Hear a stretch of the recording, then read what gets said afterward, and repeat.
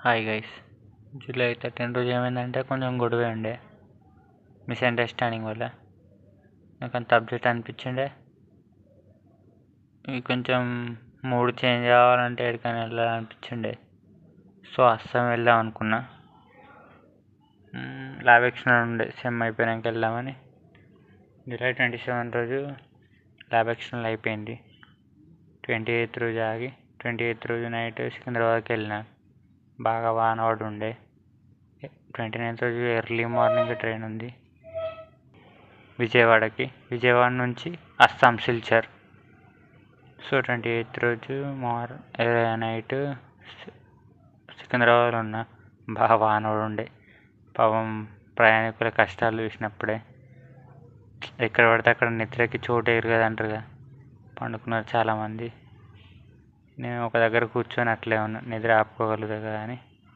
ఆడేట్ వేసుకొని అందరు పడుకున్నారు అన్నట్టు. ఒక వెయిటింగ్ హాల్ ఉంటుంది. బాగా వానేసరికి ఇట్లా బాగా వాటర్ వచ్చినాయి. సోయి లేకుండా వండుకున్న వాళ్ళని కూడా చూసిన. అమ్మో ఇట్లా నారా అని మొత్తం నానిపోయేదాకా. సో మధ్యలో లేచుకుంటూ చేసేపు పడుకుంటూ 4:30 అయింది. లేచిన వేరే ప్లాట్ఫామ్ దగ్గరికి వెళ్తే ఇంకొక ప్లాట్ఫామ్కి వచ్చింది. అమ్మో వెళ్ళిపోతున్నారు ముందే AC 500, మళ్ళీ ఆ ట్రైన్ కూడా మిస్ అవుతుందని మళ్ళీ టక ఉరికిన. మొత్తానికైతే టక్కన దొరికింది. టక్కనే మళ్ళీ వెళ్ళిపోయింది. అది ఎక్కేసిన మొత్తానికైతే అరే బరిలా. సీట్ మంచిగానే ఉంది. ఓకే. మార్నింగ్ సన్షైన్ చూస్తూ సికింద్రాబాద్ నుంచి విజయవాడకి వెళ్ళిన. అరౌండ్ 10:30కి దిగి ఉండే. అంతా ఏం నాకు ఇంటరాక్షన్ లెక్క అనిపించాలి ఏసీ టైర్లో. సో విజయవాడలో ప్లాట్ఫామ్ నెంబర్ 5లో దిగిన. ప్లాట్ఫామ్ నెంబర్ 1కి వచ్చి స్నానం చేసిన. సండే రోజు ఎక్కుండే, మండే రోజు మార్నింగ్ ఎక్కుండే. సో మండే రోజు తినాలంటే ఖచ్చితంగా స్నానం చేయాలి. విజయవాడ ప్లాట్ఫామ్ నెంబర్ 1లో వాష్రూమ్స్ ఉంటే స్నానం చేసా. స్నానం చేసి బయటికి రాగానే ఎగ్జాక్ట్ 11 AM అవుతుంది. ఆకలి అవుతుందని ఏం తిందామని చూస్తూ ఉన్నా. అది చూడంగానే నా కంటికి జంక్ ఫుడ్ లాంటివి ఎక్కువ అన్నట్టు. సో ఏం తిందామని ఆలోచిస్తూ ఉన్నా. నాకు రామకృష్ణ మఠం స్టాల్ కనిపించింది అన్నట్టు. పోయినా ఎంబడే డబ్బులు కానీ తీసుండే. బుక్స్ కొన్నా నాకు తెలియకుండానే. ఇంట్రెస్టింగ్గానే కొన్నా తెలియకుండా. అంటే ఇంటెన్షన్ అందుకు కాదు, ఫుడ్ కోసం సెర్చ్ చేస్తున్నా, ఆకలి అవుతుంది కదా. కాకపోతే నన్ను అట్లా కొనిపించేటట్టు చేసిండు. కానీ 3 బుక్స్ కొన్నా. రాజయోగం, జ్ఞానయోగం, భక్తి యోగం అని వివేకానంద బుక్స్. ఇంకొని కొందాం అనుకున్నా కానీ అదే 170 దాకా అయినాయి. 3 బుక్స్ చదువుకుందామని తీసుకున్నా. మంచిగా అనిపించింది. అప్పటికి ఆకలి కొంచెం అనిపించి ఉండే. తిందాంలే అనిపించిండే. తర్వాత అక్కడ బనానాస్ అనిపించినాయి. 1 బనానా 7 రూపీస్ అని. సో ఒక డజన్ తీసుకుని 100 రూపీస్కి. మొత్తానికైతే తీసుకొని ఒక 3 తిన్నా. మా మామకి ఇట్లా ఫోన్ చేస్తే అక్కడ ప్రసాదం ఉంటాయని చెప్తే ఒకరిని అడిగి ఏడ ప్రసాదం ఉంటాడో 2 ప్రసాదాలు 3 పులిహోర ప్యాకెట్లు తీసుకున్నా. అక్కడ చూస్తుంటే చాలామందికి రైల్వే సిస్టమ్ ఎంప్లాయ్మెంట్ కలిగిస్తుంది అనిపించింది మంచిగా. సో 1:30కి ట్రైన్ ఉండే సిల్చర్కి. సో ఒక ప్లాట్ఫామ్ దగ్గరికి వస్తే అక్కడికి వెళ్ళి ఎక్కిన. స్లీపర్ కేసీకి నాకు గోస అనిపించింది. 29 రోజు మధ్యాహ్నం ఎక్కితే 30 మొత్తం ట్రైన్లోనే. 31 సాయంత్రం దిగిన ట్రైన్. అమ్మో 48 hours ఎట్లా ట్రావెల్ చేసిన కూడా తెలియదు. కానీ చాలా చూసిన. నేచర్ బాగా అనిపించింది. సంథింగ్ ట్రైన్లో అక్కడక్కడ స్టాప్లో చిల్డ్రన్ని ఎత్తుకొని వచ్చి డబ్బులు అడగడం నాకు నచ్చలేదు. వాళ్ళకి ఇవ్వబుద్ధి కాలే. మిగతా వాళ్ళకంటే ఇచ్చినా అని చెప్తలేం. కానీ చిన్నపిల్లలను పట్టుకురావడం కొంచెం మంచిగా అనిపించలేదు అన్నట్టు. వాళ్ళను ఒక ఎదురుగా పెట్టుకొని వీళ్ళు డబ్బులు సంపాదించడం నాకు అది నచ్చలేదు. బస్ స్టాప్లలో కూడా అవుతాయి కానీ ఇక్కడ కొంచెం ఎక్కువగా అనిపించింది. మీ గతికి పాపం మనం కానీ వాళ్ళని కూడా ఎదురుగా పెట్టుకొని డబ్బులు సంపాదించడం ఏంటి, వాళ్ళని ఒక సాకు అని అనిపించిండే. ఇదంతా హెల్ప్లెస్నెస్ అనిపించింది నాకు. కొంచెం కోపం వచ్చి ఉండే. ఇక మిగిలిన వాళ్ళంటే వేరు. కానీ మళ్ళా చాలామంది కష్టపడి పని చేస్తుర్రు అనిపించింది. చెమటలు కారుతున్నాయి, అటు ఇటు తిరుక్కుంటా అంతా ఉన్నారు. స్లీపర్ క్లాస్లో వెళ్ళిన కదా అనిపించుండే. నిద్ర పట్టలేదు సరిగా. సో అరవింద సమేత అర్జున్ రెడ్డి ఒకటి చూసిండే మూవీస్. ఎక్కువ ఫోన్ వాళ్ళే, డాటా సిగ్నల్ రాలేదు, వాడబుద్ధి కూడా కాలేదు. అంతే. కామత్యాల కాడికి వెళ్ళినాక బాటిల్ పిక్కర్స్ వచ్చారు అన్నట్టు. ఆడ కొద్దిసేపు ఆయన కామత్యాలను గుహతిలో కామత్య కాడ ఎక్కి బాటిల్స్ పిక్ చేసిరు అన్నట్టు. వాళ్ళు సేమ్ నా ఏజ్ వాళ్ళే ఉన్నారు కానీ పాపం వాళ్ళు ఇదేంట్రా చేయడం యువత అనిపించిండే. అంటే తప్ప అనిపించింది కానీ వాళ్ళ పరిస్థితి అట్లుంది కానీ వాళ్ళకంటే నేను మంచి బెటర్ పొజిషన్లో ఉన్నా కదా అనిపించుండే. థ్యాంక్స్ టు గాడ్ చెప్పాలా, మా పేరెంట్స్కి థ్యాంక్స్ చెప్పాలా కానీ వాళ్ళని చూస్తే కొంచెం బాధ కలిగింది. నేను కొంచెం ప్రివిలేజ్డ్ కదా అని అనిపించిండే నాకు. అబ్బా అని అనిపించింది. వాళ్ళని చూసినప్పుడు మనం కొంచెం బెటర్ పొజిషన్లో ఉన్నాం, ఇంకా బెటర్ కావాలరా, మనం కొంచెం ఇంపాక్ట్ క్రియేట్ చేయాలరా అని అనిపించుండే.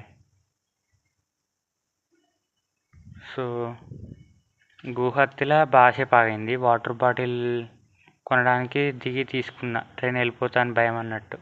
ఫస్ట్ టైం నేను ఒక్కనే ట్రైన్లో ట్రావెల్ చేసిన కదా, ట్రైన్ వెళ్ళిపోతే తర్వాత ఏం చేయాలో కూడా తెలియదు అని అట్లా కొంచెం బాసేపు ఆగేటట్టుందని దిగిన గుహతి. కానీ దిగి వాటర్ బాటిల్ కొన్నాక ఒక దగ్గర బయటకు వచ్చి నిలబడితే అక్కడ రైల్వే స్టేషన్స్లలో ఇట్లా ప్యాకెట్స్లలో అమ్ముతారు కదా ఫుడ్ అమ్మి సగం సగం దీన్ని వారేస్తారు కదా. డస్ట్బిన్ దగ్గర వారేస్తే వాడు డస్ట్బిన్లో కంచెలు తీసుకొని ఒక బ్లాక్ కలర్ కవర్లల్లో ఆ ఫుడ్ అంతా తీసేస్తున్నట్టు చూసిన. ఒక పిక్ కూడా తీసుకున్నా. అంటే ఫుడ్కి అంత విలువ ఇస్తారా, ఇంకా ఫుడ్ దొరకని వాళ్ళు కూడా ఉన్నారా అనిపించుండే.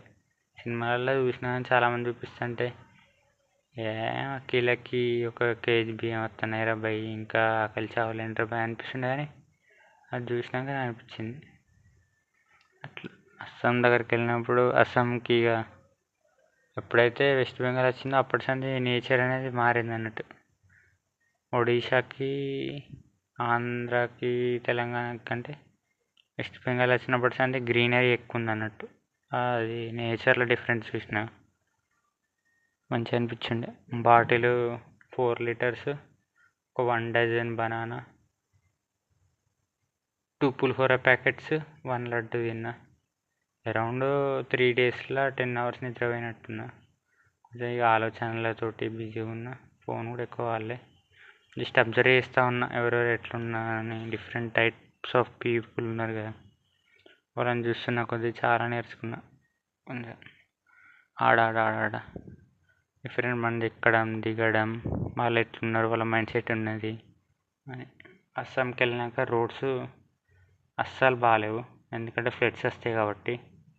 మౌంటైన్స్ ఉన్నాయి, 7 సిస్టర్స్లో ఒకటి కదా, మౌంటైన్స్ ఉన్నాయి, బాగా గ్రీనరీ బాగా అనిపించింది. డిఫరెంట్ పీపుల్ అందరికి కామను. ఎక్కువ మంది దగ్గర నోట్లో జర్జా పాన్ వేసుకోవడం చూసిన అన్నట్టు. ఇదంతా క్వైట్ కామన్ కావచ్చు ఇక్కడ అనిపించింది. అంటే మన కాడ కూడా వేసుకుంటారు కానీ అక్కడ మరీ చాలా ఎక్కువ చూసిన అన్నట్టు. చాలా అంటే చాలా. వాళ్ళ వే ఆఫ్ లైఫ్ స్టైల్ కూడా చాలా డిఫరెంట్ ఉన్నది. చాలామంది బాగా కష్టపడుతుర్రు అనిపించుండే. చాలామందికి ఉద్యోగాలు వచ్చిన, అదే జీవనోపాధి వచ్చింది రైల్వే సిస్టమ్ వల్ల. పెద్ద నెట్వర్క్ ఎట్లా నడుస్తుందిరా బాబు అని అనిపించింది. ఇంకా అంత దూరం ఇంతమంది నడుస్తుంది, చాలామంది అమ్మారు. అట్లా చాలామందికి ఉపాధి వచ్చింది అని, చాలామంది ఫెసిలిటీస్ ఇస్తుందని. డిఫరెంట్ పీపుల్ వాళ్ళ కల్చర్ కొంచెం డిఫరెంటే ఉన్నది. అన్నీ అదేంటి ఫ్రూట్స్ అండ్ వెజిటేబుల్స్ చాలా ఎక్స్పెన్సివ్. బనానా కాదు కానీ అట్లా, ఎందుకంటే ఫ్లడ్స్ వస్తాయి కదా, చాలా వరకు ట్రాన్స్పోర్ట్ అయ్యి సెల్ అవుతాయి కాబట్టి ఇవి బాగా కొంచెం ఎక్స్పెన్సివ్ ఉన్నాయి అన్నట్టు. వెజిటేబుల్స్ అండ్ ఫ్రూట్స్ అదొకటి బాగా అనిపించింది. ఇక అంతగానం ట్రావెల్ చేసినాక నాకు అంత ఇరిటేషన్లకి స్టార్ట్ అయింది అన్నట్టు. స్లీపర్ క్లాస్ కదా, చెమటలు రావడం, అంతా మురికెళ్ళడం అబ్బో కొంచెం ఇరిటేటింగ్ అనిపించింది. ఇప్పుడు కొంచెం తెలుసుకోవాలి మనం కూడా, కొంచెం ఎక్స్పీరియన్స్ చేస్తేనే బాగుంటుందని అనిపించిండే. సో మొత్తానికైతే 29 హాఫ్ డే, 30 పూర్తిగా, 31 అరౌండ్ మోర్ దాన్ 60% ట్రావెల్ చేసినాక సిల్చర్లో దిగినాం. మొత్తానికైతే దిగినాక ఎందుకో బాగా ఏడవాలనిపించిందని ఏడవలేకపోయినా. ఐస్ క్రీమ్ తిన్నా, ఫ్రెష్ అప్ ఈవినింగ్ వరకు అయిన. ఇక తర్వాత హోమ్లీ ఫుడ్ తినుండే. 4 వాటర్ బాటిల్స్ ఉండే అరౌండ్ 60 అవర్స్లో. 10 అవర్స్ అన్నట్టున్నా. సో అర్జున్ రెడ్డి అరవింద సమేత చూసిన. బాగా నచ్చింది ఏంటంటే, నేను రామకృష్ణ మఠం స్టాల్లో బుక్స్ కొనడం, ప్రసాదం తినడం, డిఫరెంట్ పీపుల్ నుంచి ఎక్స్పీరియన్స్ చేయడం బాగా అనిపించింది. మళ్ళా చాలామంది లైఫ్స్ కంటే నా లైఫ్ కొంచెం బెటర్గా ఉంది, ప్రివిలేజ్డ్ అంటారు. సో నాకు ఆలోచించే తత్వం కూడా ఇచ్చింది కదా దేవుడు. నేను చాలా రుణపడి ఉండాలి దేవుడికి అని అనిపించిండే. అంటే నేను ఇప్పుడు ఇచ్చిన దాన్ని కొంచెం పెద్ద చేయాలి అని అనిపించిండే.